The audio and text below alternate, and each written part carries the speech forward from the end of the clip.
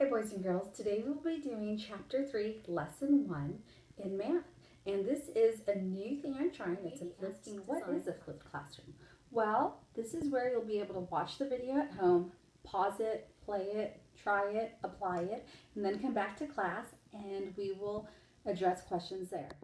Today's lesson is relate multiplication and division. Let's look at the vocabulary for today. Our first word is factor. This is a number that is multiplied by another number. Our second vocabulary word for the day is product. This is the answer to a multiplication problem.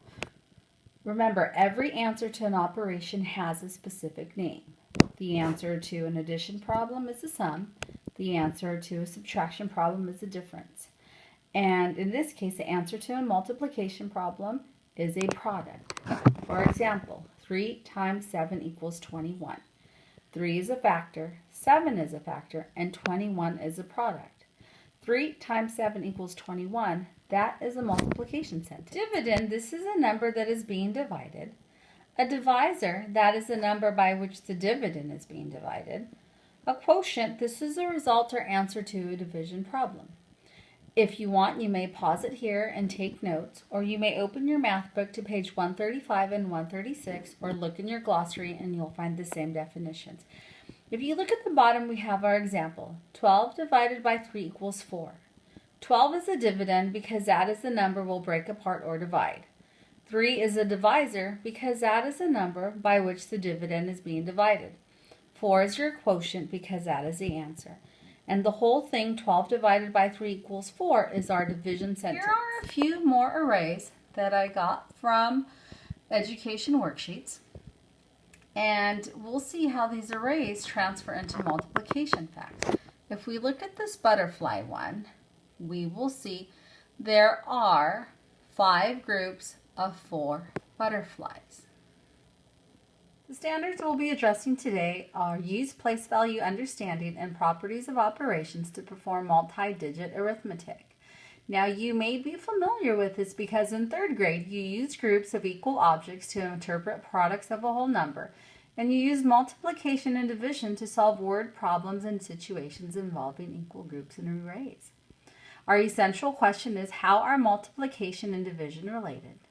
And by the end of this lesson, you will understand how to use rectangular arrays to write multiplication and division arrays, inverse operations, how to multiply and divide, and how they are related, and know fact families. There are a set of 4 related multiplication and division facts that use the same 3 numbers. Let's think about these numbers 2, 5, and 10. How can we manipulate them to create multiplication and division sentences? Fact families. There are a set of 4 related multiplication and division facts that use the same 3 numbers. Let's think about these numbers 2, 5, and 10. How can we manipulate them to create multiplication and division sentences? Here is a fact family for 5, 2, and 10. 5 times 2 is 10. 2 times 5 is 10. 10 divided by 2 equals 5. And 10 divided by 5 equals 2. Now let's think about the question at the bottom. Can multiplication be used to check the answer to a division problem? Pause it right here and try answering that on your own. If you see what I did, I double-checked my division with multiplication, and yes, you can use multiplication to check the answer to a division problem. Or you may follow along in the book. LaTanya and her family made an array of buttons. Write a fact family for the array. There are 3 rows, 4 columns, and a total of 12 buttons. How can you break apart these buttons right here to show 4 different fact families, either multiplying or dividing this array to come up with your 12 buttons?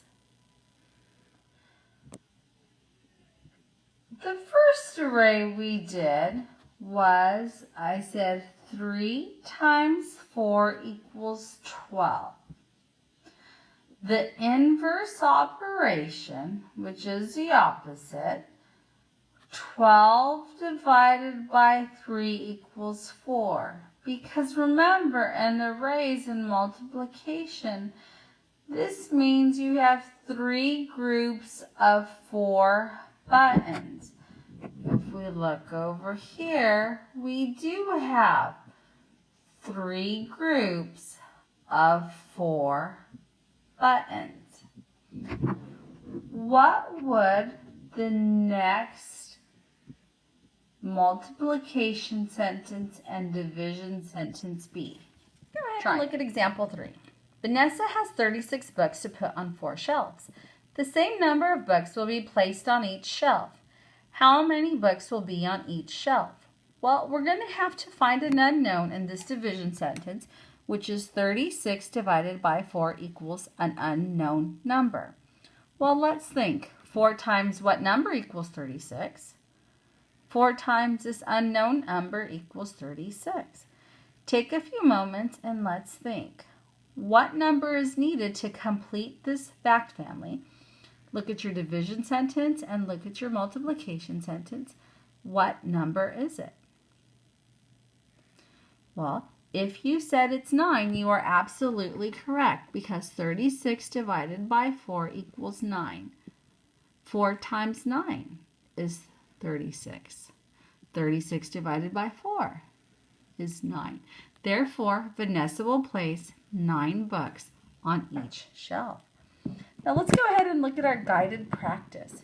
Try and write the fact family for each array, and then I'll come back. Let's look at the fact families that you did down here. Now, if we look at the paint palette, we will see that there are 3 groups of 7. 1, 2, 3, 4, 5, 6, 7. We know 7 times 3 is a fact family of 3 times 7. 21 divided by 7 equals 3, because if we got these 21 paint chips, divided them into 7 groups, how many items would be in each group? And there would be 3. And 21 divided by 3 is 7. Looking at number 2, sometimes you do not have 4 numbers in a fact family. Sometimes you only have 2 numbers, and that's okay. In this example, we have 25 items. 5 groups of 5 equal 25. And if we were to get all 25 items and divide them by 5, we would get 5 as well. Let's look at this fact family. We have 3, 5, and 15. How can we use these numbers to create 4 different number sentences? Well, let's try the first one. 3 times 5 equals 15. Okay, let's go ahead and do another. 5 times 3 equals 15. Let's look at division because as we remember, division is the inverse operation of multiplication. So let's try 15 divided by 3 equals 5. Now remember, you cannot do 5 divided by 15 because 15 is your dividend. That is the number that you are going to be dividing into separate groups. Our next one will be 15 divided by 5, and that will equal 3.